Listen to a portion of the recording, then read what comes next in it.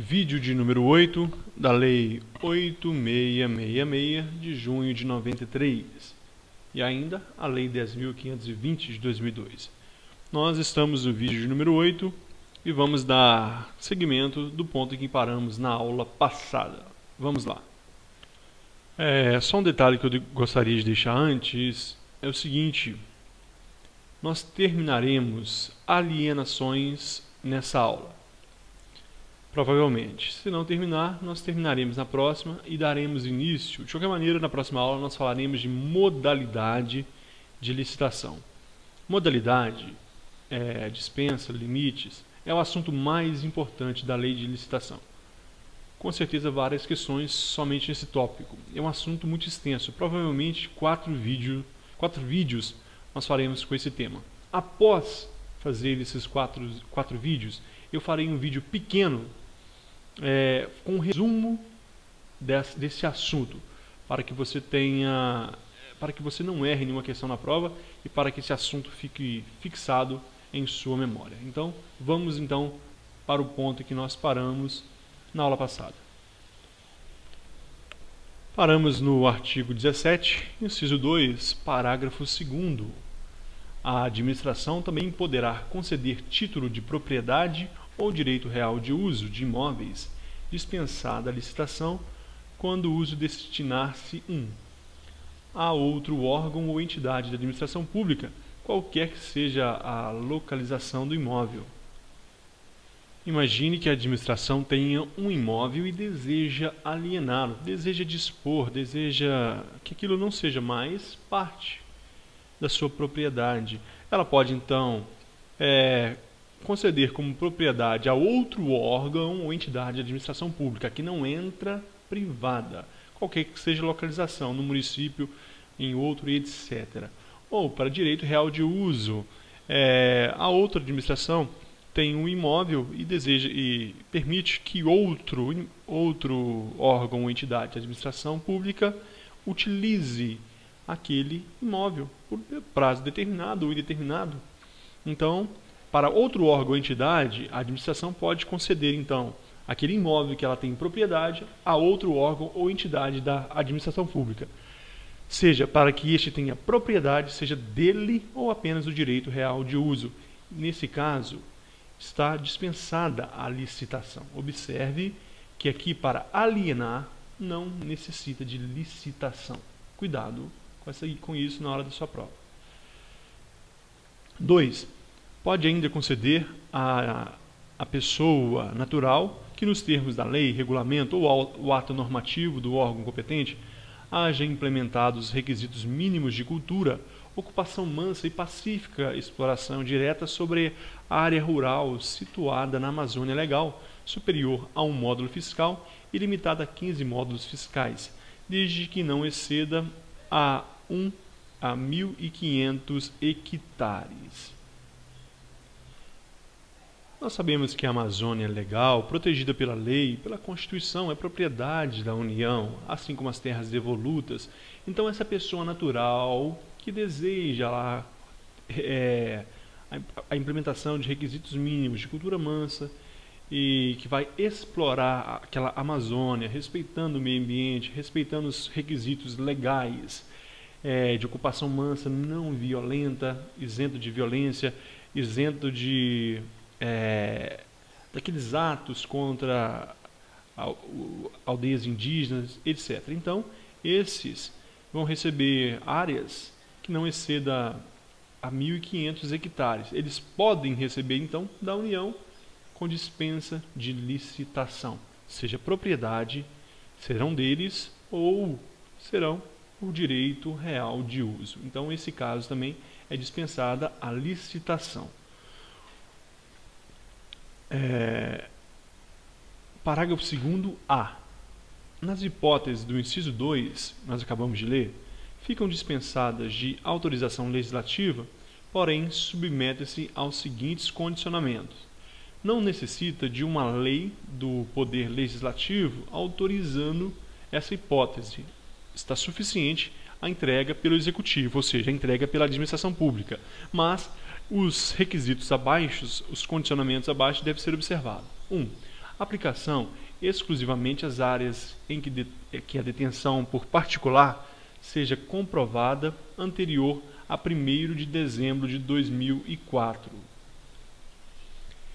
Nesse caso, então, para que, no caso do inciso 1 aqui, do parágrafo 2º-A, para que eu possa ocupar, eu possa receber por propriedade aquela terra na Amazônia Legal, seja para propriedade ou por um direito real de uso, eu devo ter ocupado aquela área, eu devo ter, o indivíduo deve ter adentrado aquela área até 1º de dezembro de 2004. Deve comprovar que ele está ali em momento anterior a 1º de dezembro de 2004, porque a partir dessa data não será mais possível por previsão legal. 2. Submissão aos demais requisitos e impedimentos do regime legal e administrativo da destinação e da regularização fundiária de terras públicas, Existem outras leis, outros regimentos, outros regulamentos, outros decretos disciplinando a entrega de terras públicas a civis. O que acontece? Esses procedimentos devem ser observados, mas como esses procedimentos não é matéria de nossa prova, nós não vamos perder tempo com eles. 3. Vedação de concessões para hipóteses de exploração não contempladas na lei agrária, nas leis de destinação de terras públicas ou normas legais ou administrativas de zoneamento ecológico, econômico e... Nesse 3, pessoal, como eu falei anteriormente, existem leis que disciplinam essa concessão de terras, então devem ser observados.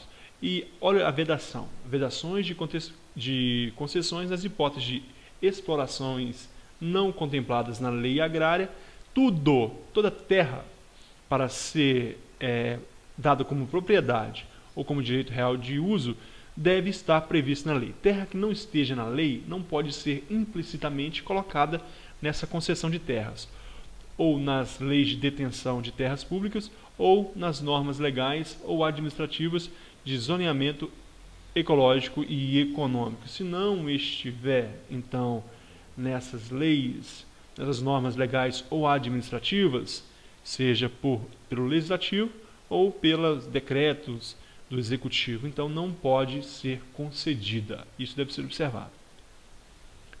Uma terra, para que ela seja concedida a um particular, ela deve estar prevista na lei. Terras que não estejam previstas em lei não podem ser destinadas à concessão. 4. Previsão de rescisão automática de concessão dispensada. Agora sim corrigida, dispensada a notificação em caso de declaração de utilidade ou necessidade pública ou interesse social. Primeiro caso aqui, utilidade. A União precisou daquelas terras por qualquer motivo? Rescisão da concessão automática, ainda que seja por propriedade, ainda da concessão do direito real de uso, devolve para a União.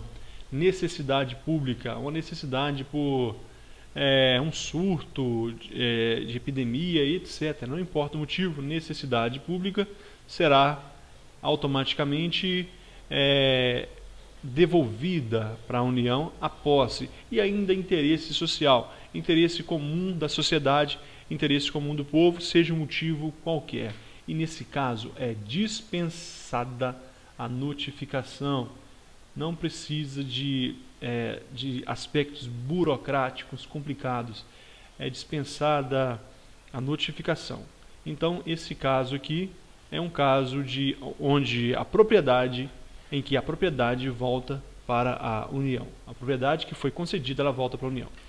Parágrafo 2º-B. A hipótese do inciso 2 do parágrafo 2º desse artigo, nós vimos anteriormente,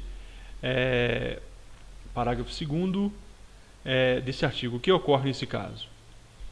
É o caso lá da terra concedida na Amazônia Legal, até 15.000 hectares. Então, nesse caso, olha o inciso 1. Só se aplica a imóvel situado em zona rural, não sujeito a vedação, impedimento ou inconveniente à sua exploração mediante atividades agropecuárias.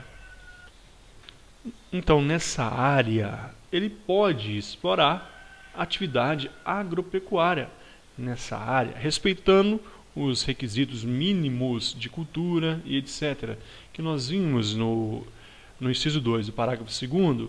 Então ele pode explorar atividade agropecuária e não haverá vedação, não haverá impedimento. Então nessas áreas naquelas áreas das terras da Amazônia Legal, então, como eu falei, fica limitado até 15 módulos, beleza, desde que não exceda 1.500 hectares. Qual a informação aqui que nós temos que tirar? É vedada a dispensa de licitação para áreas superiores a esse limite. Então, áreas superiores a 1.500 hectares, áreas superiores a 1.500 hectares, deve haver licitação. Pode ser concedida a áreas maiores que essas, sim, mas deve haver licitação. Só está dispensada, seja a concessão gratuita ou onerosa de terras da Amazônia Legal, somente até 1.500 hectares. Áreas superiores a isso, deve haver licitação. 3. Pode ser acumulada com quantitativo de área decorrente da figura prevista na linha G do inciso 1 do caput desse artigo até o limite previsto no inciso 2 desse parágrafo. A linha G fala da Lei 29.000, do artigo 29 da Lei 6.383, de 7 de dezembro de 1996. Pessoal, é o seguinte, analisando esse inciso 3, nós temos que o artigo 29 da Lei 6383, de dezembro de 1976, ele traz um limite ao ocupante de terras públicas que tenha tornado produtivas com o seu trabalho e de sua família. Ele fará jus à legitimação da posse de área contínua de até 100 hectares, desde que seja preenchido alguns requisitos. Então, o artigo 29 da Lei 6383, de 76, ele traz um limite de 100 hectares. Aquele limite de 100 hectares do artigo 29 da Lei 6383 é a figura que está na linha G do inciso 1 do caput desse artigo. Ela pode ser acumulada, então, com os 1.500 hectares. Então, nós temos no inciso 2, na parte de cima do seu vídeo, que está escrito que fica limitado até 15 módulos fiscais, desde que não exceda a 1.500 hectares. Então, esse 1.500 hectares não pode ser excedido, mas pode ser acumulado com aqueles 100 hectares que já foi entregue a pessoas de acordo com o artigo 29 da Lei 6383 de 76. Mas a pergunta que não quer calar-se, eu esqueci de comentar no início, é o seguinte: o que são módulos fiscais? Aqui está falando de 15 módulos fiscais. Módulos fiscais são áreas rurais de exploração economicamente viável. Um módulo fiscal ele varia de 5 a 110 hectares. Essa informação não é importante para a nossa prova, mas só para você saber que o módulo fiscal varia de 5 a 110 hectares. Então é isso que é um módulo fiscal. O 4 foi vetado. Nós temos o parágrafo 3º, agora ainda das alienações. Entende-se por investidura para fins dessa lei. Então, é o conceito de investidura para esta lei. 1. Alienação aos proprietários de imóveis lindeiros de área remanescente ou resultante de obra pública. Área esta que se tornar inaproveitável isoladamente por preço nunca inferior ao da avaliação, e desde que esse não ultrapasse a 50% do valor constante na linha A do inciso 2 do artigo 23 desta lei. Então vamos entender isso aqui. É o primeiro conceito de investidura para a Lei 866. Né? O primeiro é o seguinte: a alienação de proprietários de imóveis lindeiros à área remanescente de obra pública. Houve uma construção numa obra pública.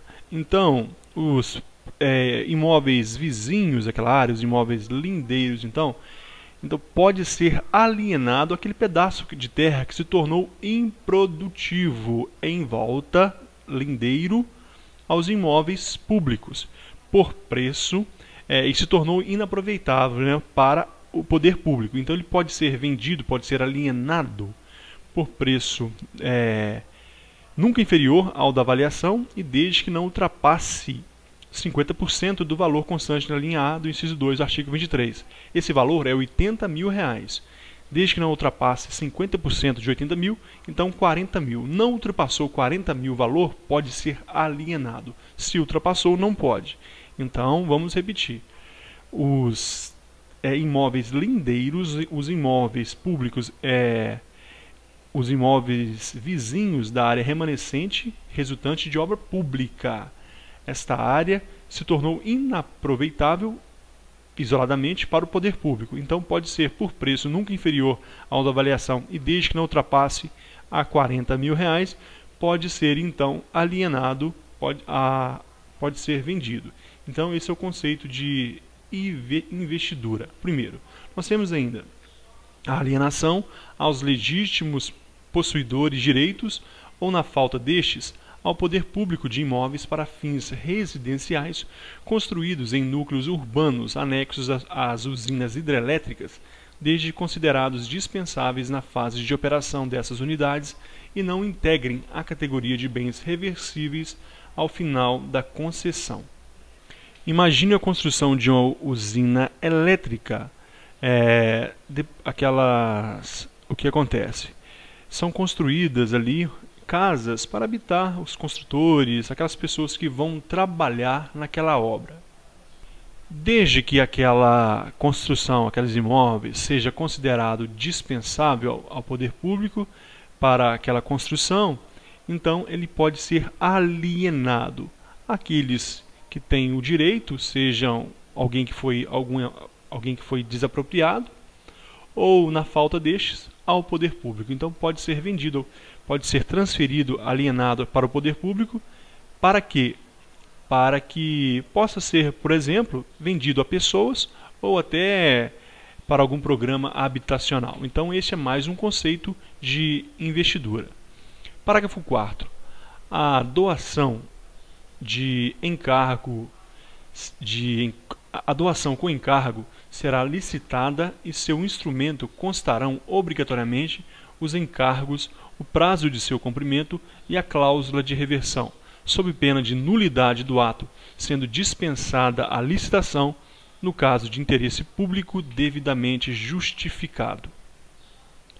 O parágrafo 4º, imagine o poder público, a administração pública, vai doar algo para alguém, seja para a administração indireta ou outros. E essa doação vai trazer custas para o poder público. O poder público vai ter que arcar com alguns prejuízos dessa doação. Então tem encargo. Neste caso será obrigatoriamente, então deve ser licitado. E essa licitação deve ter lá obrigatoriamente os encargos descritos minuciosamente. Vai custar isso, vai custar porque o poder público vai ter que alugar outro imóvel, etc. Vai ter que lá colocar os encargos, o prazo de seu cumprimento e a cláusula de reversão. Existe cláusula de reversão, hipóteses em que esse imóvel deverá voltar para o poder público, sob pena de nulidade do ato. Se não tiver, então, os encargos descritos e a cláusula de reversão, esses dois itens do mínimo aqui, os encargos e a cláusula de reversão, o ato é nulo. Se não tiver encargos ou cláusula de reversão na doação com encargo, então haverá nulidade, será nula essa doação. Só que, eu vou colocar de amarelo aqui, existe um caso de dispensa de licitação. Se essa licitação for no caso de interesse público devidamente justificado, será para construir um hospital, por exemplo. Interesse público será justificado e, nesse caso, poderá haver sim a doação com encargo. Beleza? Tranquilo. Vamos para o próximo parágrafo. O quinto. Na hipótese do parágrafo anterior, aquela doação com encargo, caso o donatário necessite oferecer um imóvel em garantia de financiamento, a cláusula de reversão e demais obrigações serão garantidas por hipoteca segundo grau em favor do doador. Portanto, então, nesse parágrafo 5º, existem casos em que o destinatário, aquele que vai receber, o donatário vai receber o imóvel, ele deve depositar uma garantia. Nós veremos que existem vários tipos de garantia. Então, nestes casos, nós veremos os valores, pode ser 5%, 10%, etc. Em casos que o donatário pode oferecer o imóvel como garantia. Neste caso, a cláusula de reversão, em que o bem público pode voltar para o poder público e as demais obrigações serão garantidas por hipoteca em segundo grau em favor do doador.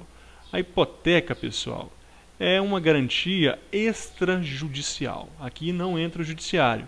É uma garantia extrajudicial. Quando existe mais de uma hipoteca, pode haver vários graus. A primeira hipoteca será de primeiro grau e a segunda hipoteca em segundo grau. Então, pode haver aqui hipoteca em segundo grau, neste caso, em favor do doador. O doador é o poder público. Então, é isso que está dizendo o parágrafo 5º. Na hipótese daquela concessão, daquela doação com ônus para a administração pública, caso o donatário necessite oferecer um imóvel em garantia, ele não tem outro valor, vai oferecer um imóvel. A cláusula de reversão, então, e as demais obrigações serão garantias em hipoteca, depósito extrajudicial em segundo grau em favor do doador. Quem é o doador? O poder público. Parágrafo 6º. Para a venda de imóveis avaliados, isolada ou globalmente, em quantia não superior ao previsto no artigo 25, inciso 2, a linha B dessa lei, a administração poderá permitir o leilão. R$650 mil é o valor da tomada de preço que está na linha B do inciso 2. Nós veremos nos próximos vídeos o que é a tomada de preço. Então, R$650 mil para a venda de bens móveis avaliados isolada ou globalmente. Um bem móvel somente ou vários bens móveis. Então, em quantia não superior a R$650 mil, poderá ser feito o leilão. Guarde essa exceção, pessoal. Isso aqui é muito importante e despenca em provas que cai a lei de licitação. Então, é permitido o leilão também para bens móveis. Nós veremos isso quando nós formos fazer o resumo sobre as modalidades de licitação. Então, esse é um caso. Bem móveis. Voltando ao nosso raciocínio, então, esses bens móveis avaliados isolados ou globalmente em quantia não superior a R$650 mil, pode ser feito por leilão. É geralmente tomada de preços, mas pode ser feito por leilão. Na concorrência, que é a primeira modalidade de licitação que nós veremos, para a venda de bens imóveis, a fase de habilitação limitar-se-á à comprovação do recolhimento de quantia correspondente a 5% da avaliação. Quando houver uma concorrência, uma modalidade de licitação chamada concorrência, para a venda de bens imóveis. Imagina aí que está sendo vendida alguns prédios e etc., terrenos. A fase de habilitação, para fazer a habilitação, para ver quais estão habilitados, nós veremos isso mais para frente, o que é habilitação. Quais concorrentes estão habilitados a concorrer à licitação, então limita-se à comprovação do recolhimento de uma quantia de 5% da avaliação. Então, 5% do valor atribuído aos imóveis devem ser recolhidos ali como garantia. Devem ser recolhidos este valor. No caso de concorrência, o valor é de 5%. É uma garantia que deve ser observado. Ainda um detalhe é que isso não está aqui, nós veremos mais adiante. Mas se você estiver anotando, anote o seguinte: excepcionalmente pode chegar a 10%, se for quando a complexidade ou grande vulto ou riscos financeiros para a administração. Se houver riscos financeiros para a administração, for objeto de grande vulto e alta complexidade, então pode ser, no caso dessa alienação, essa concorrência para a venda de bens imóveis, a garantia não ser de 5%, mas de 10%. A regra é 5%, mas pode chegar a 10%. Então, 10% excepcionalmente. Então, guarde isso, porque isso pode cair na sua prova. E quando a gente falar novamente desse 10% aí, você vai lembrar que a regra é 5%, mas pode chegar a 10%. Encerrando o vídeo, nosso último slide aqui, antes de entrar em modalidade de licitação, os bens imóveis da administração pública, cuja aquisição haja derivado de procedimentos judiciais ou de dação em pagamento, poderão ser alienados por ato da autoridade competente, observadas as seguintes regras. 1. A avaliação dos bens alienáveis, comprovação da necessidade ou utilidade da alienação. 3. Adoção do procedimento licitatório sob a modalidade de concorrência ou leilão. Então, preste atenção. Os bens da administração pública cuja aquisição a administração pública ela adquiriu, haja derivado de quê? De procedimento judicial. A justiça tirou um imóvel de alguém, um prédio, uma casa, e passou para o poder público para pagamento de dívidas, ou dação em pagamento, pagar de forma diferente. Alguém devia 200 milhões de reais, 100 milhões, 10 milhões para a Receita Federal, e a Receita Federal aceitou pagar com imóvel, dação em pagamento.